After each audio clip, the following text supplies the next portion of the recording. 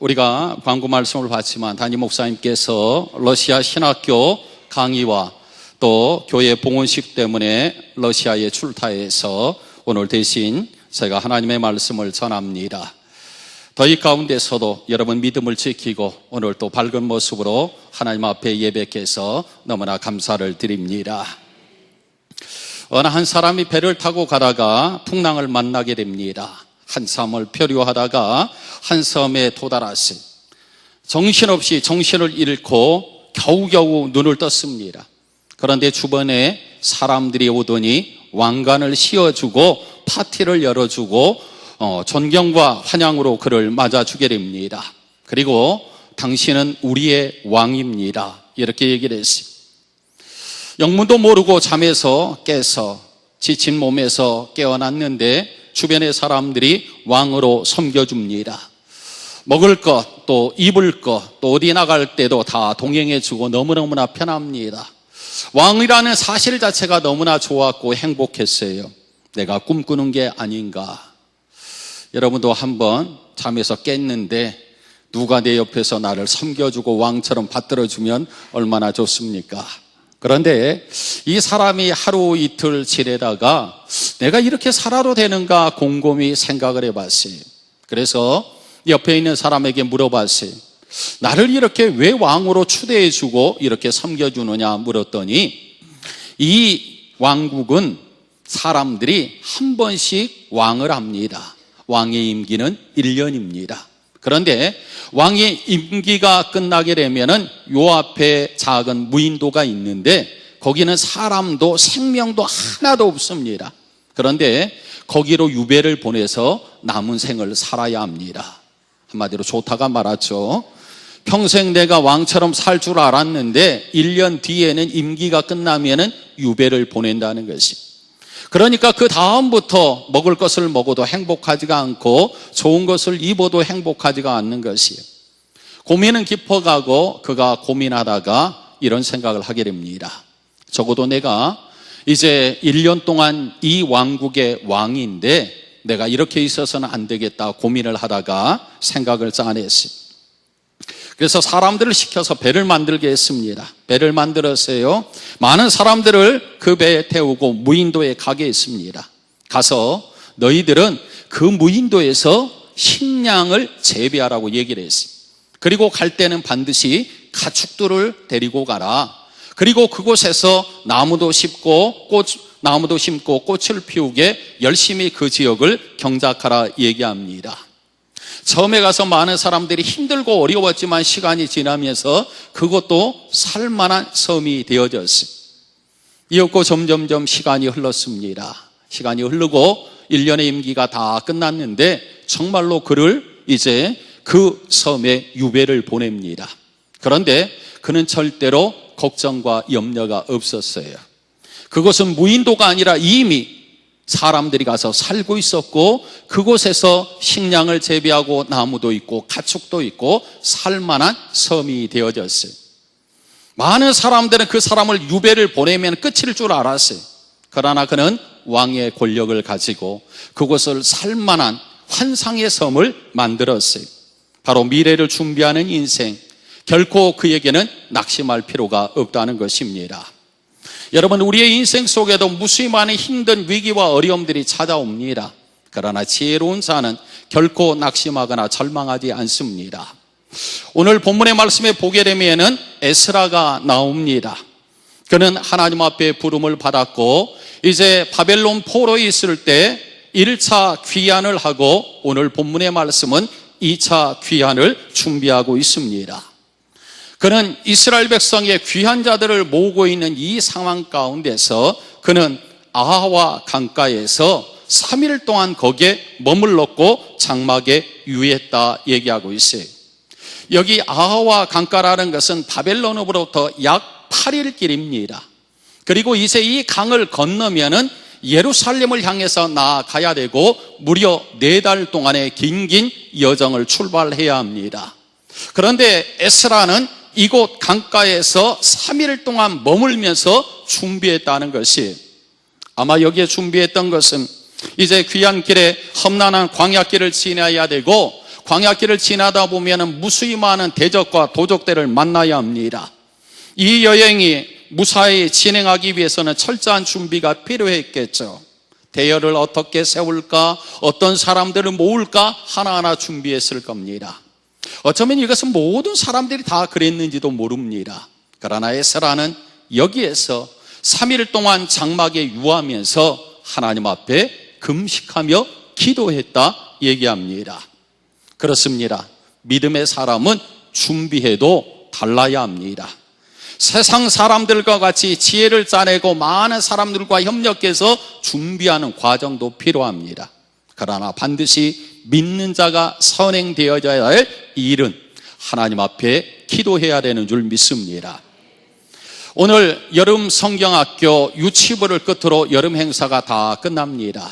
교회학교 선생님들이 청소년 수련회를 준비하고 초등부 수련회를 준비하고 유치부 성경학교를 준비했어요.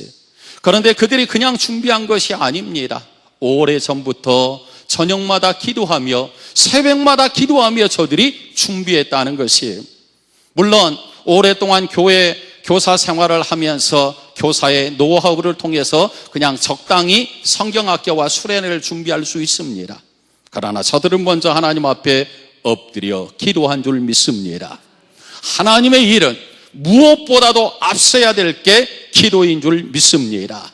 바로 에스라는 하나님 앞에 엎드려 기도했다는 것이 출발부터 신실한 신앙의 모습을 우리에게 가르쳐주고 있습니다. 어떤 분이 얼마 전에 개업을 했어요. 개업을 했는데 오래전부터 새벽마다 작정하며 하나님 앞에 기도했어요. 그렇습니다. 우리는 우리의 일상에서도 내가 개업을 하든 신방을 받든 취직을 하든 무슨 일을 하든지 간에 믿는 자는 달라야 합니다. 그것이 바로 기도로 준비해야 되는 줄 믿습니다. 여러분, 우리가 잘 아는 모세를 보십시오. 그는 하나님 앞에 부름을 받았어요. 그는 하나님 앞에 부름 받았을 때 모세야 모세야 내가 선 곳은 거룩한 땅이니 내 발에서 신을 벗으라 얘기했어요. 하나님의 부르심을 받았을 때 모세는 하나님 앞에 엎드렸다는 사실입니다. 하나님의 일들을 감당하는 자는 하나님 앞에 엎드려야 합니다. 아브라함을 보십시오. 그는 믿음의 조상으로 하나님 앞에 부름받아 쓰여지기까지 그는 각 곳 가는 곳곳마다 마물의 상수리 나무 앞에서 하나님 앞에 엎드려 단을 쌓고 기도한 줄 믿습니다. 요셉도 역시 고난의 여정 가운데 노예 생활도 죄수로 살고 있었지만 어디에서나 하나님과 동행했고 교제했고 기도했다는 것이 다윗 왕을 보십시오. 그는 하나님께서 그를 기름 부어 왕으로 세웠지만 그의 인생의 과정은 험난한 인생이었어요. 도망자가 되어졌고 많은 사람이 자신을 죽이려 하는 위기 가운데서도 그는 곳곳 구석구석에 숨어 있을 때마다 하나님 앞에 기도했다는 사실입니다. 예수님도 역시 공생의 과정을 통하여서 하나님과 교제했고 이제 하나님의 십자가를 져야 하는 그 시작 앞에 40일 금식 기도를 하며 그의 사역을 준비했다는 사실입니다. 그렇습니다. 부름받아 하나님 앞에 쓰임받는 우리들, 교회에서나 가정에서나 일터에서나 하나님 앞에 기도로 준비하는 신실한 우리의 신앙이 되어야 될 줄 믿습니다. 오늘 에스라는 하나님 앞에 서서 이 거룩한 사명을 감당하는데 먼저 기도하고 시작했는데 그에게 닥쳤던 위기는 어떤 것이 찾아왔냐면 그는 제사를 집전한 사람들을 찾았어요. 많은 사람들이 제사에 쓰여질 일꾼으로서 다 헌신하게 됩니다. 그런데 문제는 하나님 앞에 제사를 집전하는 제사장들은 많이 있지만 이 일을 도와줄 레위인들이 없었다는 것이에요. 당시에 제사를 드리게 될 때 레위인들이 물을 떠오고 기름을 붓고 나무를 패고 청소하고 이 일들을 하는 믿음의 사람들이 필요한데 많은 사람들을 찾았지만 여기에 헌신할 자를 한 사람도 찾지 못했다는 것이에요. 그 이유가 무엇이겠는가? 오늘 저들이 지금 어디에 있나요? 이들은 고국 땅 예루살렘에 있는 것이 아닙니다. 포로로 잡혀가서 저 바벨론에서 살고 있어요. 그들은 바벨론에서 하루, 이틀, 1년, 2년 살 줄 알았는데 그들이 그곳에 사는 기간이 무려 70년이나 되어졌다 얘기하고 있어요. 한 5년 살만하고 견딜 수 있습니다. 그런데 이것이 10년, 20년, 30년이 되니까 사람들이 포로로 끌려갔어도 이제는 그곳에서 삶의 터전을 일구었어요. 어떤 사람은 그곳에서 결혼도 하고, 어떤 사람은 그곳에서 자녀를 낳고, 그곳에서 삶의 일터를 가꾸고 취직하고 그곳에서 살았다는 것이에요. 그런데 이제 에스라가 사람들을 다 불러가지고 이제 우리의 고국 땅에 가서 하나님 앞에 예배하자, 여기 예배에 쓰임받을 사람들을 찾고 있어요. 어느 누가 정든 이제 타국 땅을 만들었고 이제 그곳에서 살만하고 여유도 있고 행복도 찾고 있는데, 저 먼 고국에 돌아가서 황폐화된 그 고국 땅에서 무너졌던 성벽을 수축하고 하나님 앞에 제사를 드리자고 그러니까 어느 누가 동의하고 따라가겠어요? 다들 안 간다. 내가 왜 사서 고생하느냐? 나는 가지 않는다고 다 안 가겠다고 얘기하고 있어요. 오늘 하나님은 하나님의 사람을 찾고 하나님 앞에 예배할 자를 찾는데 그들은 자원하는 자가 아무도 없었다는 것이, 왜냐하면 그 고국 땅에 가서 하나님 앞에 예배를 드린다는 그 자체가 내가 힘든 일이었다는 것이, 고달프고 더군다나 성전에서 그 제사에 쓰임받는 일을 한다고 내게 많은 보수도 허락한 것도 아닙니다. 당시에 많은 믿음의 사람들이 믿음을 저버렸죠. 이방 문화에 휩쓸리고 이방 우상을 숭배하는 저들, 종교성 신앙심마저 다 잃어버린 상황입니다. 그런데 이것을 회복한다는 게 쉽지 않았다는 것이에요. 그러나 분명한 사실은 하나님의 교회는 헌신하고 희생하고 수고하는 자들을 통하여 하나님의 교회가 세워지는 줄 믿습니다. 여러분, 하나님의 교회는 하루아침에 만들어진 것이 아닙니다. 많은 믿음의 선진들이 수고하고 애써서 그리스도의 피값으로 세운 것이 하나님의 교회라는 것이에요. 여러분, 우리의 교회도 더듬어 보기를 원합니다. 우리 교회도 1973년 이곳에 하나님의 교회가 세워졌지만 허름한 집 한 칸을 마련해서 이곳에 하나님의 교회를 세웠어요. 그리고 땅을 넓히고 한 평 한 평 넓혀가면서 하나님의 교회를 세웠어요. 교회를 건축하다가 돈이 없어서 건축함을 멈추고 머물러 했던 적도 있습니다. 성도들은 그래도 하나님의 교회를 세우기 위해서 부단히 애를 쓰고 손수 일꾼이 되어져서 시멘과 모래를 사와서 벽돌을 짓고 한 장 한 장 쌓아 올리며 하나님의 교회를 세웠어요. 그래도 교회가 완성되지 않으니까 한 칸 한 칸 임대를 줘가면서 겨우 재정을 마련하면서 이 교회를 유지해 왔어요. 그렇게 45년의 세월이 흘러왔습니다. 오늘 얼마나 냉방이 잘 됩니까? 겨울에는 얼마나 따뜻합니까? 얼마나 아름다운 성전입니까? 이 성전에서 우리가 하나님 앞에 예배할 수 있는 것은 거저 우리에게 주어진 것이 아니었다는 것이, 눈물을 쏟은 믿음의 선배들이 있었기 때문에 그렇습니다. 오늘 우리가 이렇게 환경 좋은 예배당에서 하나님 앞에 예배를 드리며 오늘 우리의 어른들을 생각해 보셨나요? 오늘 이 교회를 세우기 위해 눈물을 쏟았던 무수히 많은 믿음의 선배들을 여러분들은 생각해 보셨나요?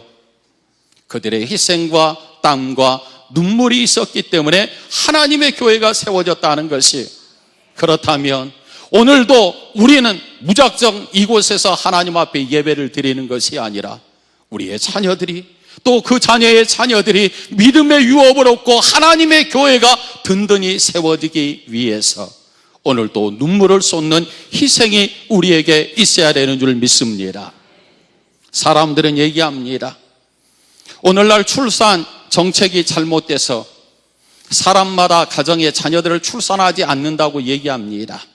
그래서 어떤 이는 남자와 여자가 결혼을 해서 자녀를 낳으면 적어도 둘은 낳아야 된다, 그래야 본전이라 얘기하고 있어요.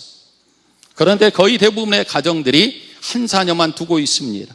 두 사람이 결혼을 했으면 두 사람이 낳아야 본전인데 두 사람이 결혼해서 한 사람만 낳는다면 결국은 인구가 점점점 줄어들게 되는 것이죠. 우리의 자녀들도 점점점 줄어든다는 것이, 안타까운 현상은 이제 100년이 되기 전에 유럽의 모든 교회들은 다 다 사라진다는 것이. 한국 교회는 어떻습니까? 참으로 안타까운 것은 인천의 모 교회는 교회가 힘을 잃어서 결국은 그 교회를 이단에 파는 일들이 이어졌어요. 어느 한 교회는 7, 80년 믿음의 전통을 이어왔는데 교회를 유지할 수가 없어서 그 교회를 매각하는데 그 교회를 시에 매각해서 음악당을 만들었다는 것이에요. 오늘 양지동의 우뚝선 성남 제1교회가 우리의 미래가 30년, 50년, 70년 뒤에 어떨지 우리는 장담할 수 없다는 것이에요. 오늘 우리는 아무런 일을 하지 아니하고 손 놓고 하나님의 교회가 든든히 서가겠지 아니란 생각을 한다면 우리의 미래 또한 우리는 어찌할 수 없다는 것이. 바라기는 부지런히 하나님의 교회가 부흥하고 성장하며 이 지역을 책임지고 하나님의 영광을 드러내며 하나님의 공의와 정의를 이 땅에 실현하기 위해서 우리 모두가 희생하고 헌신할 때 마지막까지 하나님께서는 우리의 교회를 통하여 영광을 받으시리라 믿습니다. 그러기 위해서는 오늘 우리의 수고가 있어야 합니다. 오늘 밤새도록 기도했던 우리의 선배들이 하나님 앞에 나와 기도했던 것처럼 오늘 또 우리의 땀과 우리의 눈물을 이곳에 쏟아야 된다는 것이. 그런데 옛날이요, 나와는 거리가 먼 얘기가 되고 있다는 것이. 밤새도록 기도할 자가 과연 누가 있겠는가? 다른 사람이 하겠지. 오늘 본문에 보니까 내가 왜 사서 고생하느냐? 내가 이 땅에 살만하고 편안하고 쉴 수 있는 내 터전이 있는데 고국 땅 그곳에 가서 제사하는데 그것도 나무 패야지, 청소해야지, 기름 날라야지, 왜 그런 일을 내가 사서 해야 되느냐? 다들 못하겠다고 얘기하고 있어요. 성경의 본문의 현실이 오늘 우리의 현실은 아닙니까? 오늘 희생을 통한 그 수고가 하나님의 교회를 든든히 세웠다는 것이, 교회가 하루아침에 만들어진 것이 아니라 그리스도의 피값으로 하나님의 교회가 세워진 줄 믿습니다. 피 흘림의 역사가 하나님의 교회를 만들었다는 것이, 우리의 땀과 우리의 헌신과 우리의 수고와 우리의 눈물이 하나님의 교회를 든든히 세우는 줄 믿습니다. 이렇게 하나님 앞에 헌신하게 될 때 하나님께서는 그 모든 삶을 책임지는 것이에요. 여러분, 아프리카 선교사 가운데 데이비드 리빙스턴이라는 선교사가 있습니다. 그는 복음을 전하고 아프리카에 갔어요. 아프리카에 가는데 어느 종족 가는데 들어갔는데 어느 마을에 들어가게 되는데 그가 그 마을로 들어갈 때는 생명을 내놔야 합니다. 왜냐하면 그 아프리카 종족은 외부의 사람들이 그 마을에 들어오면 침입자라고 해서 다 죽였다는 것이에요. 그런데 리빙스턴이 생명을 걸고 그 마을에 들어갔어요. 그 마을에 들어갈 때 진보다리도 싸고 염소도 옆에 끼고 그 마을로 들어갔어요. 그 마을로 들어가면 죽습니다. 그런데 리빙스턴은 내가 복음을 전하기 위해서 이것까지 왔는데 내 생명 또한 하나님이 책임져 주실 거다 생각을 하고 그 마을에 들어갔어요. 아니나 다를까 그 마을에 부족들이 다가옵니다. 추장이 다가옵니다. 그를 빙 둘러쌉니다. 리빙스턴은 이제 죽나 보다. 하나님, 내 생명 살려주십시오. 내가 이곳에 복음을 전하기 왔는데 내가 살려고 온 건 아니라 하나님의 복음을 전하기 위해서 이곳에 오지 않았습니까? 하나님, 나를 살려주세요. 그런데 추장이 그에게 다가오더니 리빙스턴 선교사가 궁금한 게 아니라 그 옆에 있는 보따리가 궁금했어요. 보따리를 퉁춥니다. 옆에 보니까 염소 몇 마리가 있어요. 리빙스턴은 그 즉시 하나님 앞에 기도했어요. 하나님, 다른 건 다 가져가도 염소만큼은 가져가지 않게 해주십시오. 그런데 추장의 눈에 띈 것은 염소였어요. 추장이 그의 부족들을 시켜서 염소를 다 데리고 가게 합니다. 그러더니 추장이 어디론가 사라지더니 잠시 후에 찾아왔어요. 그러더니 조그마한 막대기를 하나 주는 것이, 그건 다른 것이 아니라 그 추장의 홀이었어요. 이 막대기만 있으면 이 마을뿐만 아니라 다른 부족 마을에도 무사 통과하는 안전 통행증과 같은 부족 족장의 홀을 그에게 줬어요. 그때 깨달았어요. 아, 그렇구나. 내 생명, 하나님께서 내가 복음을 이곳에 전하기 위해서 생명을 걸고 이곳에 왔고, 염소 몇 마리 욕심부렸는데 그것뿐만 아니라 하나님이 내 생명을 살려주시고 안전하게 복음을 전할 수 있도록 하나님이 나를 인도해 주셨노라. 그렇습니다.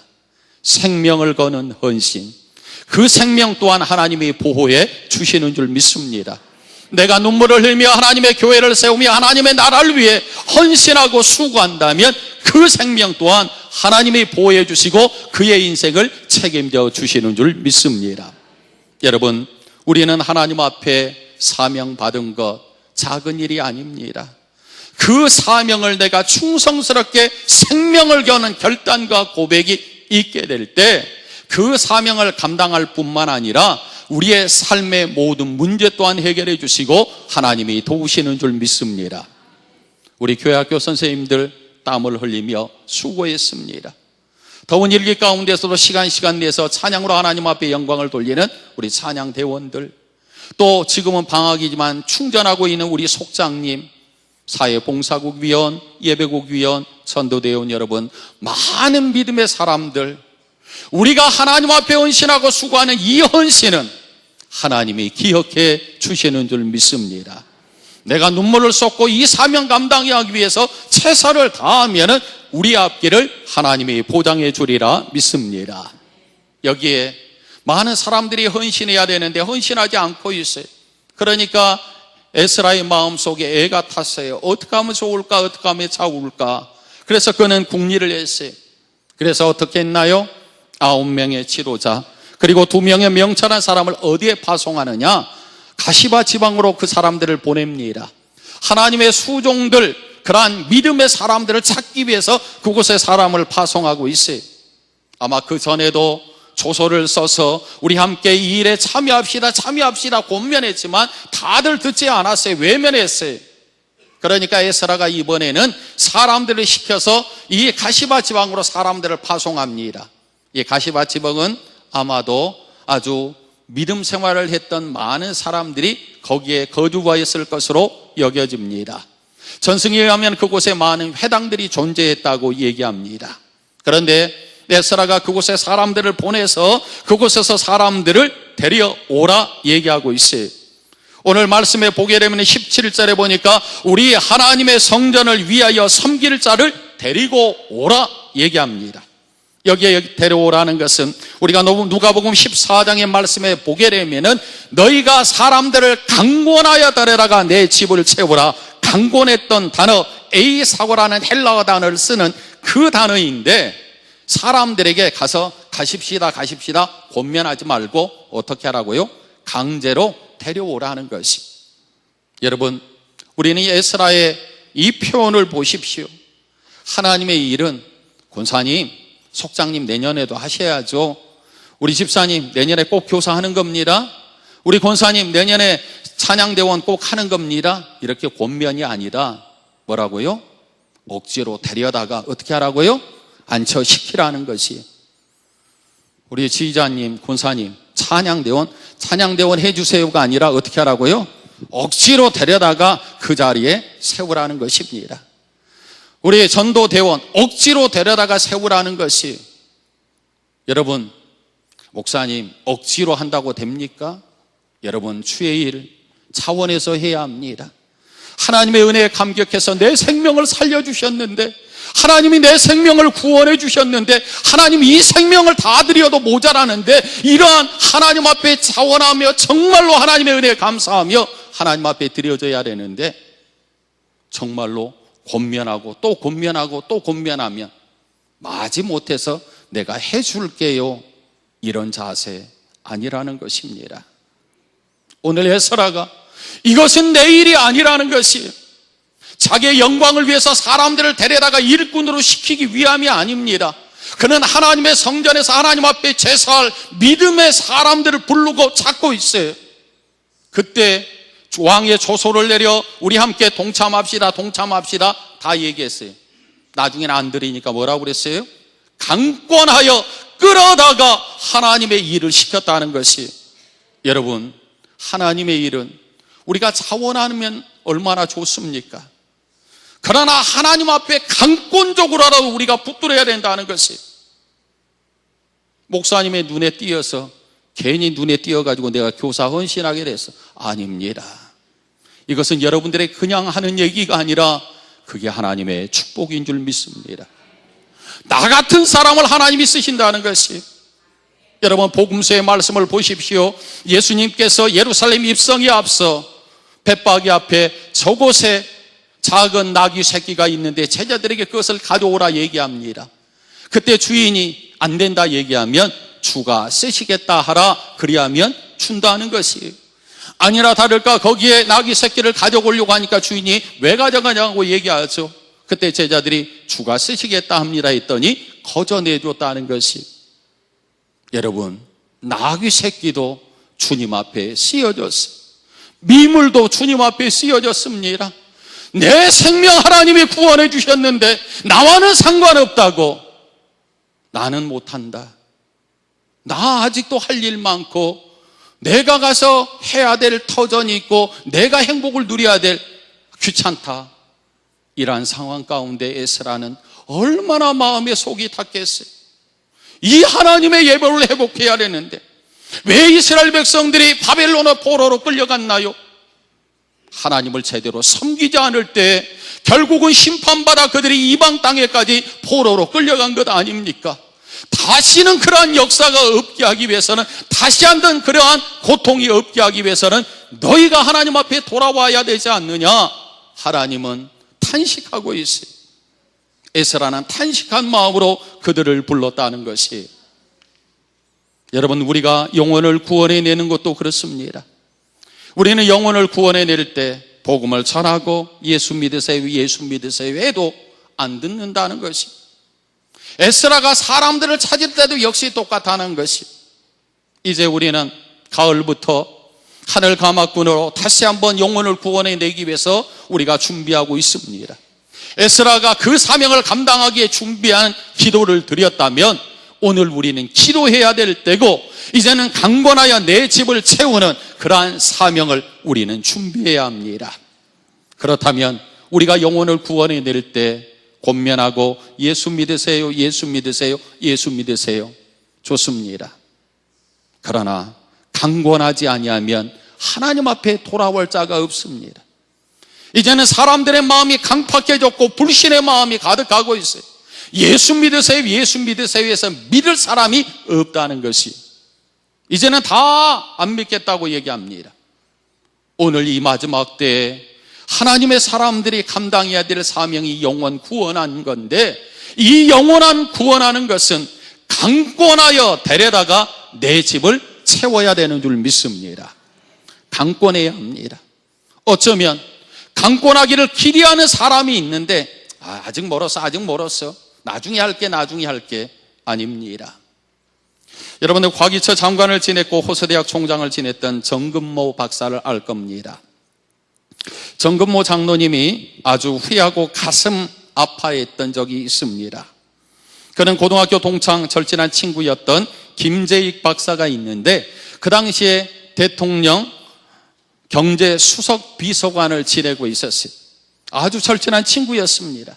그런데 만날 때마다 그 친구에게 예수를 믿어라 권했어요. 기회 있을 때마다 예수를 믿어도 김재익 박사는 예수를 믿지 않았어요. 이제 정금모 박사가 중국으로 출장을 떠나기 이전에 김재익 박사 친구를 만나서 예수를 꼭 믿어라 이 얘기를 하고 싶었는데 그만 그 기회를 놓치고 말았어요.